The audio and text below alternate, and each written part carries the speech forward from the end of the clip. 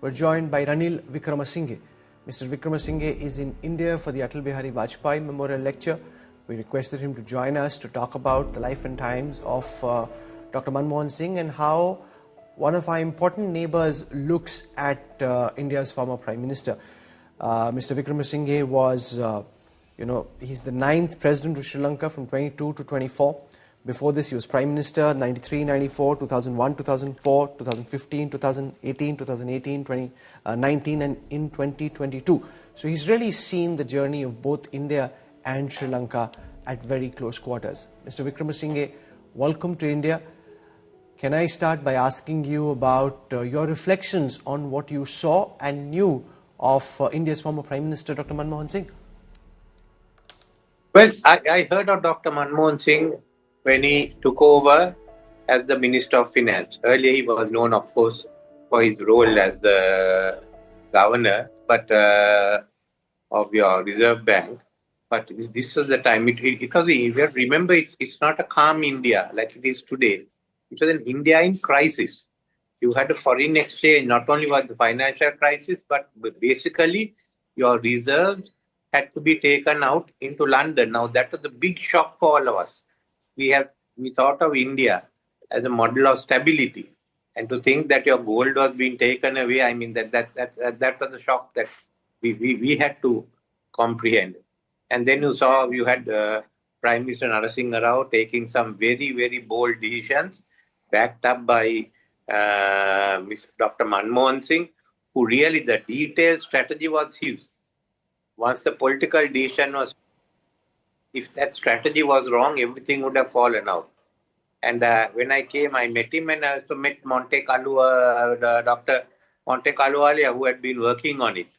So you had this, then corresponding to that, you had the opening up of trade by Mr. Chidambaram, who I think was the Minister of Commerce. So you could see this, but it was Dr. Manmohan Singh's ministry which was really driving it. And I met him again in 1993 when I came as Prime Minister. At that time, the Sir could see that the stabilization had taken place and he was in a position to take India forward. So it is in that background, it is difficult for some of you to imagine what it was like at that time, not only for you all, but for us, to find the Indian economy coming apart. So you've spoken of his tenure as finance minister and his role in stabilizing India's economy after the balance of payment crisis. Speak also, Mr. Wickremesinghe, about your impressions of Dr.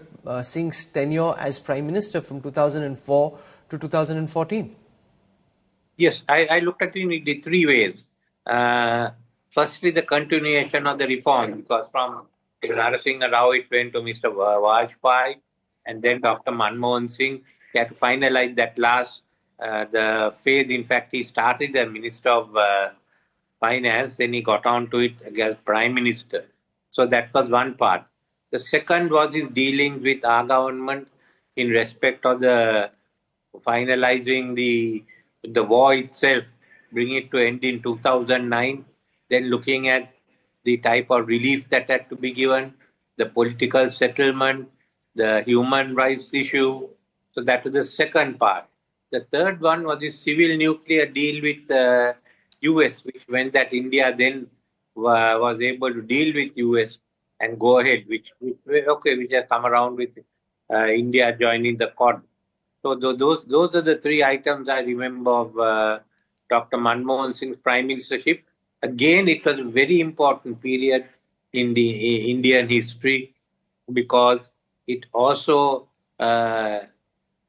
changed the status of India, enabling it to become a partner with the US. Spend some time, Mr. Wickremesinghe, talking about Dr. Singh's dealings with our neighboring countries, Sri Lanka in particular and the South Asia region in general, and the kind of approach that he carried and the kind of achievements that you think, or the failures of his time in power and his government's approach to our immediate neighbors. No, I don't. It's not a failure at all. I mean, basically, if you looked at on the local issues of the war and the thereafter, it was a balancing act for everyone. We were all in new territory. We had to work along. But remember, Dr. Manmohan Singh approach was not that of a politician. It was very, very soft-spoken.